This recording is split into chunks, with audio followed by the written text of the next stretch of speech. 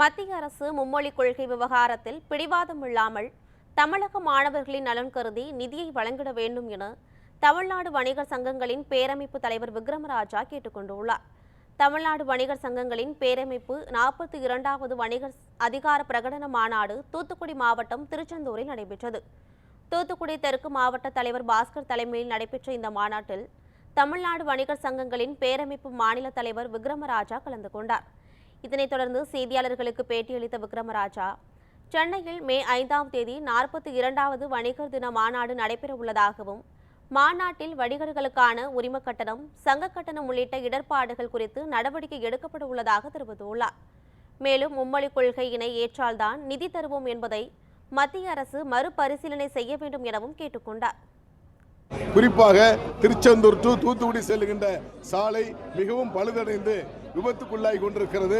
போர்க்கால அடிப்படையிலே அந்த சாலையை சீரமைக்க வேண்டும் என்பதை தமிழ்நாடு வணிகர் பேரமைப்பு வலியுறுத்துகிறது. தமிழக பட்ஜெட் கூட்டத்திற்காக நேற்று தலைமைச் செயலகத்திலே மாநில பொதுச்சாளர் நிர்வாகிகள் பங்கேற்று பல்வேறு கோரிக்கைகளை கொடுத்திருக்கிறோம்.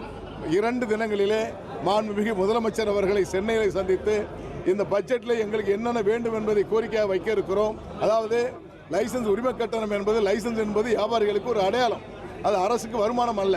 ஆகவே அதை முழுமையாக குறைக்கப்பட வேண்டும். குடும்ப நல நிதியாக 3 லட்சம் ரூபாயிலிருந்து 5 லட்சம் ரூபாய் உயர்த்தி தரப்பட வேண்டும் என்பதை வலியுறுத்தியும், மெட்ரோ திட்டத்தின் மூலமாக சென்னையிலே ஏறக்குறைய 3 ஆண்டுகளிலே பணி நிறைவு பெறும் என்பதை சொன்னாலும் கூட 5 ஆண்டுகளுக்கு மேலே பணி நடைபெறுகிறது. வியாபாரிகள் பாதுகாப்பு இல்லாது தெருவோரமாக அத்தனை பேரும் கடையை காலி செய்துவிட்டு போகக்கூடிய அவலம் இருக்கிறது.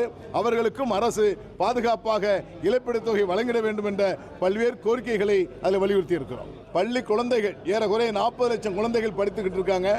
அதற்கு மத்திய அரசு கட்டணம் தருவதை மும்மொழிக் கொள்கையை ஏற்படுத்தினால்தான் கட்டணம் தருவோம் என்பதை கட்டாயமாக மறுபரிசீலனை செய்ய வேண்டும். மாண்புமிகு மத்திய அமைச்சர் அவர்கள், எல்லோருக்கும் மத்திய அமைச்சர் அவர்கள்தான். ஆகவே கட்டணம் கட்டாயமாக மாணவ மாணவிகள் பள்ளி படிப்பை வீணாக்கிவிடக்கூடாது. இதற்கு மத்திய அரசு பிடிவாதம் இல்லாமல் பணம் தரப்பட வேண்டும் என்பதை பேரமைப்பு மிக தெளிவாக வலியுறுத்துகிறது.